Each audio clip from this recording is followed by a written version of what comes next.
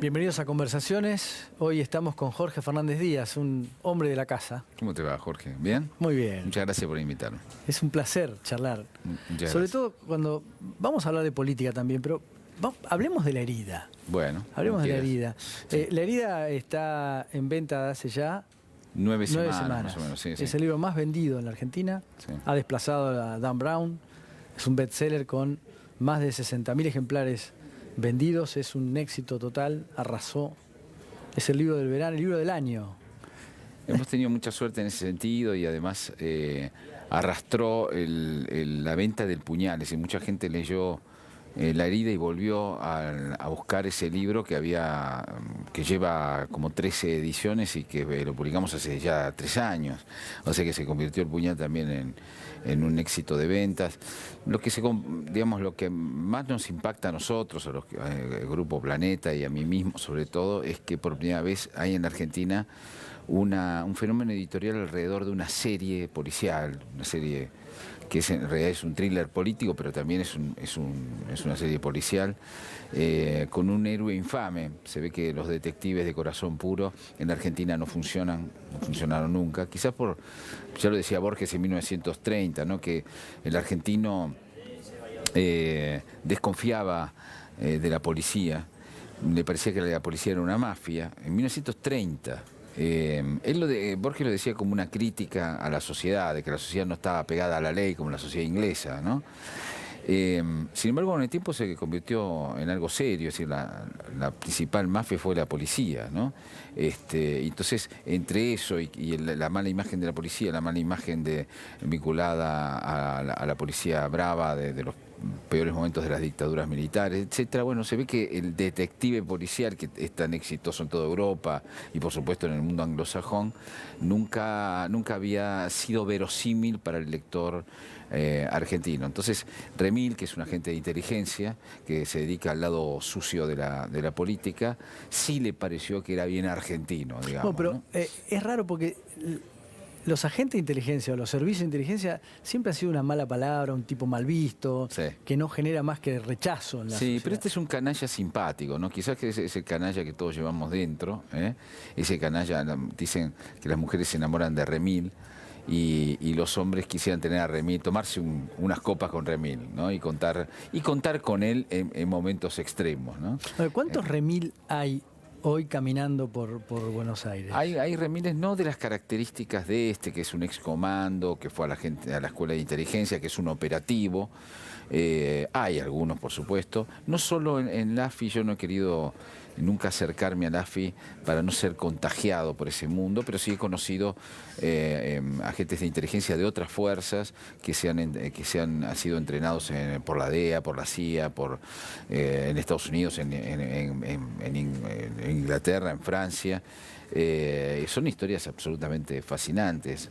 Yo nunca en mis novelas cuento literalmente, mis novelas no son novelas que aludan directamente a algo que haya ocurrido concretamente. Uno no puede agarrar la novela y ver, este es Estiuso, este es Menem, no, porque no es cierto. La novela realmente... ¿Cuántos personajes son Remil, digamos? Porque para Remil poder es una armarlo a serie, Remil... Claro, es una serie de personajes distintos, muchos de ellos no son de la realidad más pura. He conocido Remiles luego de que apareciera Remil, porque Remil se convirtió a la vez está lleno de fans en ese mundo, entonces me piden muchas veces que les escriba el libro y me cuentan anécdotas que yo nunca uso de manera directa, ¿no?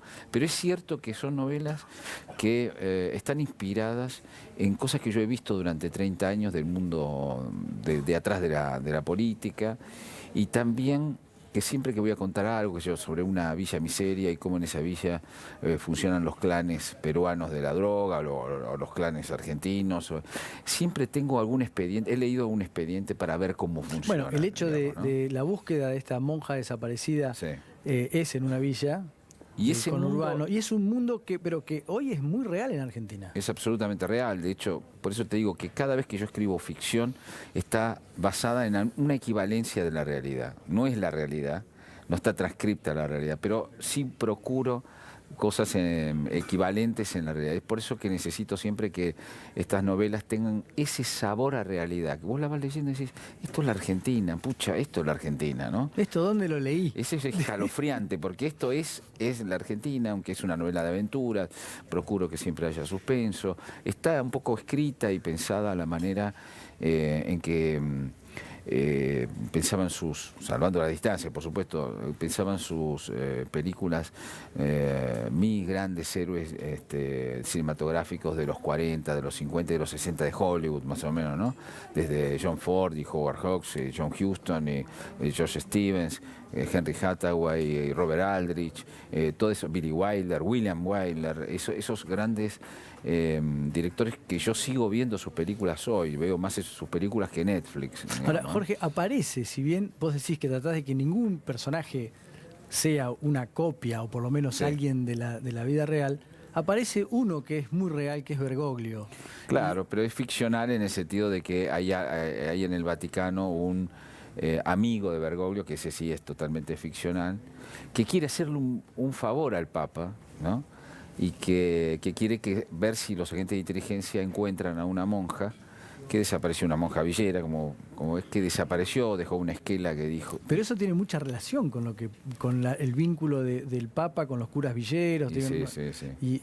Heroicos curas villeros, yo le dedico el libro al padre Pepe, no porque esté involucrado el Pepe en esto, pero él me mostró cómo es ese mundo, y bueno, la lucha contra los narcos, eso está contado, tratando de siempre no desviarme de una idea de novela de aventuras del siglo XXI, popular, sin tratar de desviarme de esa idea de que yo tengo una sorpresa para vos y otra, y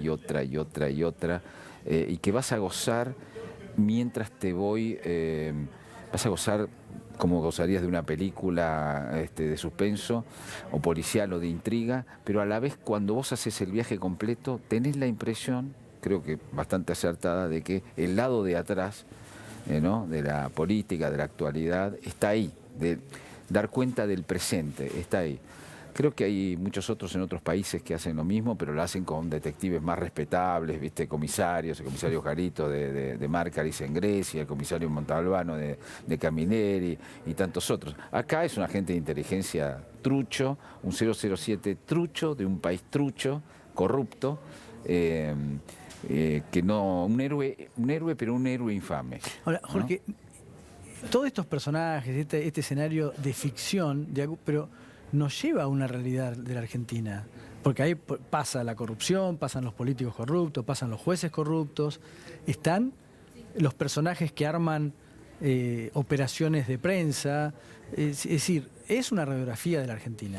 Yo creo que sí, eso es lo que yo pretendo y quiero que sea un fresco sobre todo ese submundo, ese entramado mafioso primero, ¿no?, donde que todo va a parar al Estado, ¿no? De alguna manera, porque el Estado es el que un poco es el botín y el que articula ese entramado, donde van la mafia sindical, la mafia judicial, la mafia narco, los funcionarios nacionales, la droga que se exporta, no solo la que se distribuye, es decir, la policía, las agencias de seguridad y de inteligencia, es decir, todo este entramado que se ve detrás de la política. Cuando uno desnuda la política de sus discursos, de sus buenas intenciones, encuentra este entramado que María Eugenia Vidal, cuando leyó El Puñal, antes de ser gobernadora, me dijo, menos mal que lo leía antes, yo ya sabía dónde estaban las mafias, más o menos sabíamos, pero el entramado, la intimidad de ese entramado, yo la leí en tu novela. Eso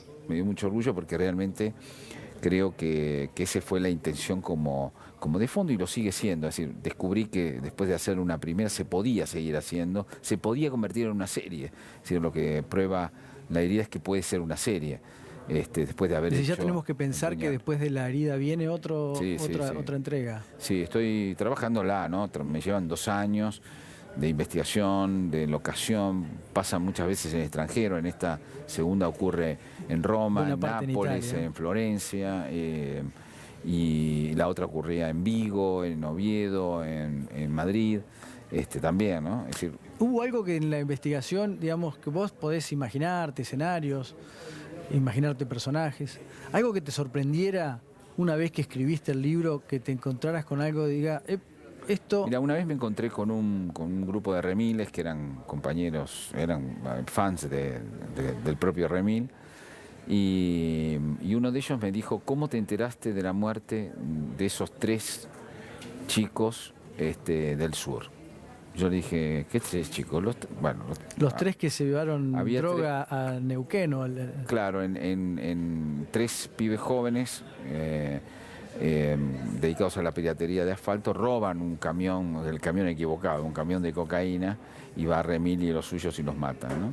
Por supuesto era una cosa totalmente ficcional, pero él me dijo, no, eso no es ficcional, eso ocurrió.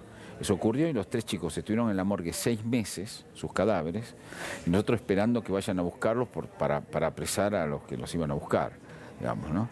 Yo dije, mirá, créemelo que lo inventé completamente.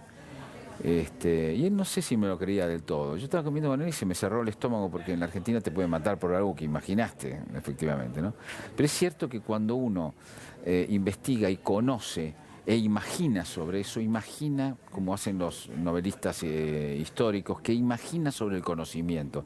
Los historiadores le llaman imaginación histórica. Cuando hay un hueco en la historia, pero alguien que conoce, el resto puede llenarlo con ficción, digamos, ¿no? Porque es una ficción controlada, de alguien que sabe más o menos cómo ocurren los hechos. Así que muchas veces yo imagino cosas que o sucedieron o van a suceder, o cosas por el estilo, basado en esto. ¿Y cómo te imaginás, tomando esto, lo que puede transcurrir la Argentina en este clima de a partir de estos libros? Muchos, quienes hemos leído y quienes leemos estos libros, y mucha gente que nos está viendo, que ha leído estos libros, dice, esto tiene mucho que ver con la Argentina de hoy, sí, digamos. Pero esta Argentina, ¿va a seguir así? ¿Se va a acabar en algún momento o va a seguir profundizándose esto? Mira, yo creo que hay algo fundamental, y es que creo que el gobierno de Macri, su equipo estaba preparado para gerenciar el Estado y para intentar modificar la economía. Todavía no sabemos si están gerenciando bien el Estado, y tampoco sabemos cómo le va a salir toda esta cosa económica. Lo que no estaba preparado, eso seguro que no estaba preparado el gobierno, es para luchar contra las mafias, que le parecían algo colateral de la política, algo colateral de gobernar. Yo creo que el gran descubrimiento es que cuando ellos llegaron al Estado Nacional se dieron cuenta que la mafia era central, no colateral de la política. No es algo que ocurre acá, ¿no? Y todo lo demás son las discusiones, el Congreso, la negociación con los gobernadores. No, las mafias, el Estado mafioso argentino es enorme, y es central. Y donde vos vas a querer cortar, y además de ser enorme, tiene mucho peso económico. Es decir, vos vas a los puertos, hay una mafia. Vos vas a donde vayas, hay una mafia que te cobra, no solo cobra coimas, sino que trae algo muy grave para la economía, para la economía y para las exportaciones y para el funcionamiento en general de un país. Ese entramado se fue haciendo con los años.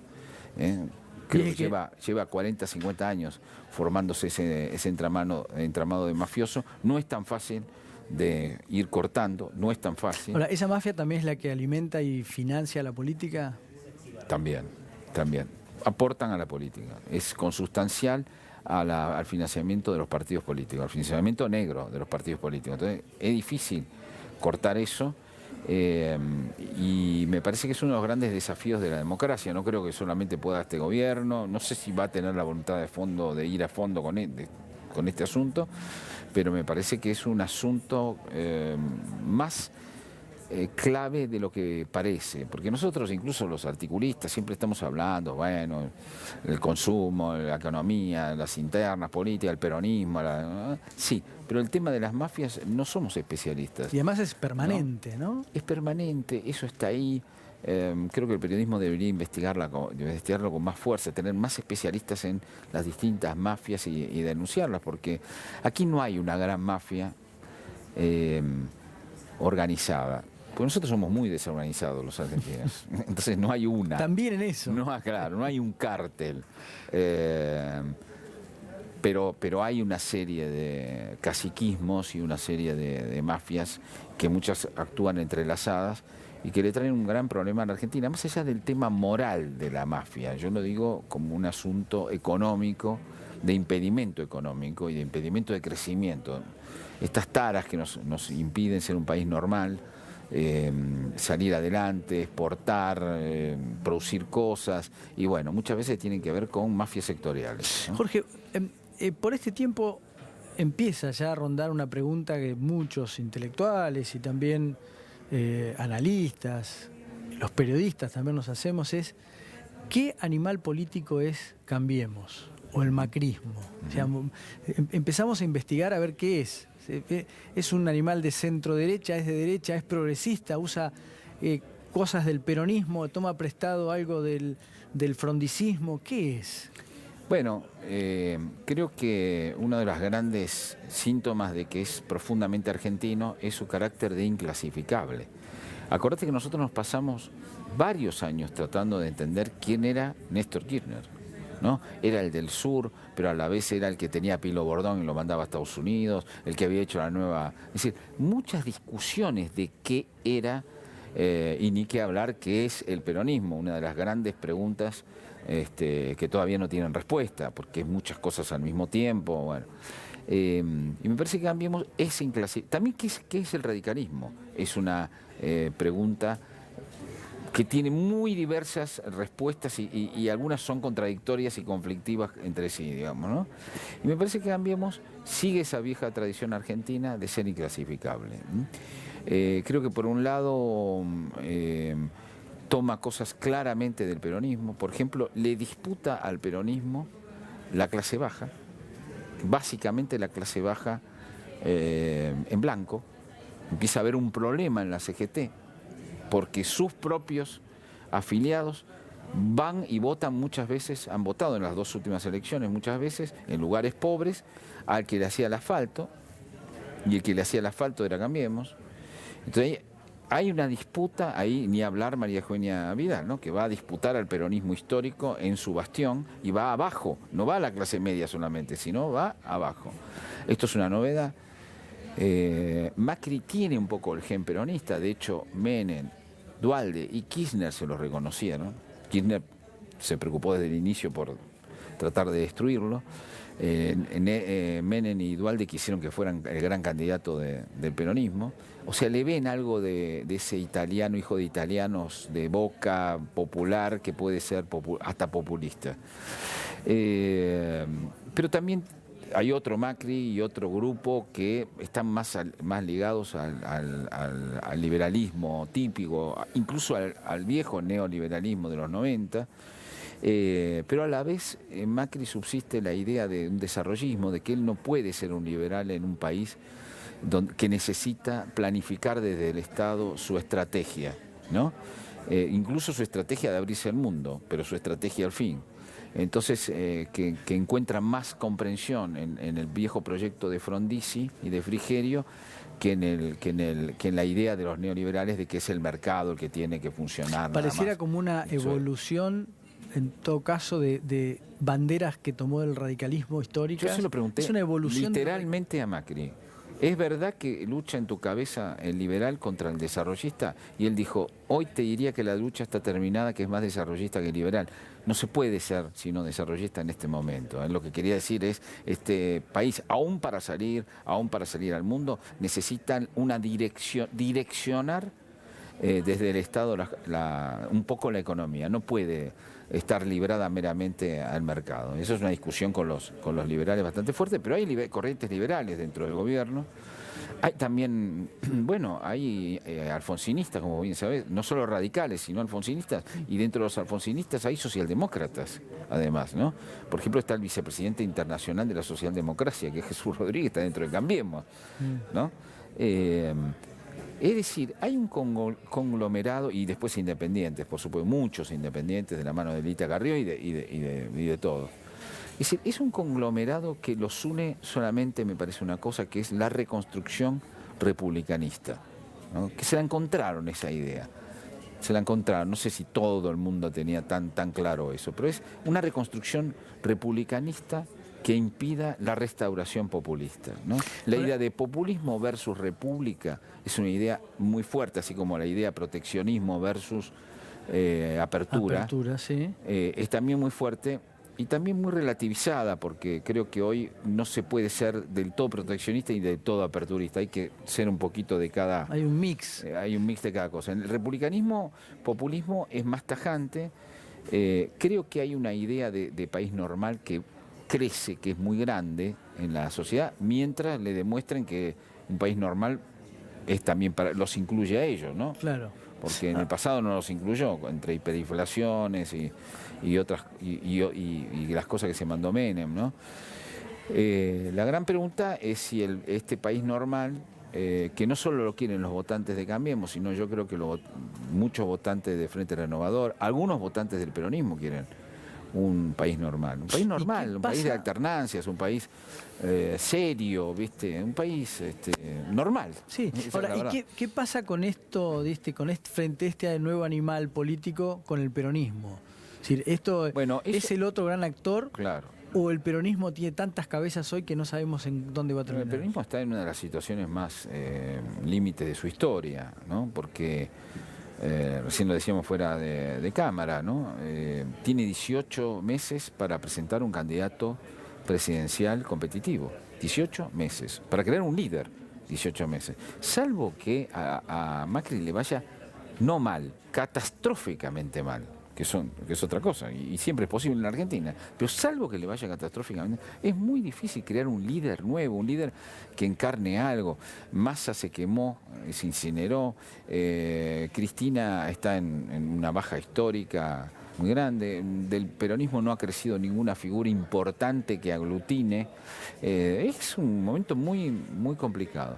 Igual creo que hay dos proyectos, sí, hace muchos años que hay dos proyectos en el peronismo, que a veces funcionaron juntos, otras veces funcionaron a los tiros, ¿no? Y que esos dos proyectos tienen que ver con un proyecto de una idea muy jacobina, muy de populismo, muy de Carl Schmitt, de Gramsci, ¿no? Y de Laclau, ¿no? Dividir a la sociedad, eso es lo que encarna Cristina finalmente. El peronismo tradicional se plegó a esa idea porque era exitosa y porque si hubiera sido socialdemócrata se hubiera plegado lo mismo. Es decir, ese peronismo siguió el éxito. Pero ahora hay otro peronismo que ve otras demandas en la sociedad y ve que ese proyecto cada vez es más pequeño en lo electoral y está tratando de entender cuál es la demanda. Yo creo que también es una demanda, que también hay una demanda de país normal para ese otro peronismo, de participar de otra manera, reconvertirse como nunca se reconvirtió, dejar ese movimentismo tan nefasto para el sistema de partidos políticos y convertirse en un partido serio, con alternancia, que uno puede decir, bueno, el peronismo es un partido serio, digamos, una cosa que no podemos decir en estos momentos, por más que tienen gobernadores, que tiene tipos muy serios como Pichetto, que más allá de lo que nos guste o no, es un tipo que está haciendo un aporte muy importante en este momento institucional al país y lo está haciendo desde el peronismo. Yo tengo esperanza de que el peronismo se reconstruya desde ese costado, digamos, ¿no? Que también entienda la demanda del país normal y bueno, y juegue un juego de alternancias con Cambiemos. Hay otras teorías que dicen que Cambiemos va a ocupar finalmente el lugar del peronismo. Pues si el peronismo no logra hacer pie, ¿viste? Pierde dentro de 2 años y después pierde dentro de 4 años. Y ya no sé si varios peronistas que no son tan prejuiciosos ni nada, no se terminan yendo con Cambiemos. Si Cambiemos no ocupa, si Macri no ocupa el lugar de macho alfa de ese peronismo. Muchas gracias. Muchas gracias a vos.